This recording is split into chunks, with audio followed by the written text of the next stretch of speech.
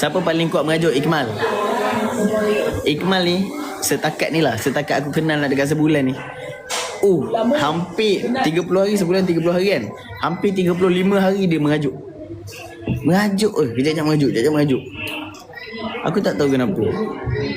Dia memang salah cakap sikit merajuk, salah buat sikit merajuk.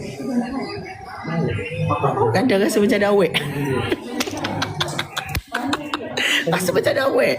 Macam, aku nak kena pujuk ni. Gua rasa macam gua ada awet bro. Aku dah mula tanya pendapat. Aku tak tanya pendapat perempuan. Aku tanya pendapat brother-brother. Aku tanya pendapat brother-brother lori. Bang, kalau pasangan macam mana orang nak merajuk, nak adjust? Aku tak tanya perempuan. Kalau boyfriend awak merajuk, awak apa tak? Tak jadi. Tak dapat jawapan aku.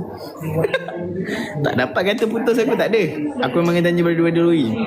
Nanti brother cakap, kau kena pandai counter sikit. Kau kena cakap macam, kau bagi ayat-ayat bunga-bunga sikit. Nanti dia okey lah. Aku rasa aku dengan dia ni dekat alam roh.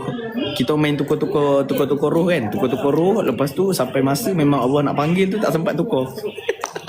Dah main tukar-tukar, main sambut-sambut, baling sambut. Tiba-tiba Allah panggil, dia dah nak kena ke perut mak dia, aku dah kena perut mak aku. Masa tu kita tak sempat nak tukar balik. Itu yang dia tengah ambil nyawa aku tengah ambil nyawa dia. Dia memang complicated lah benda ni. Ini memang kena belajar. Dia memang penat.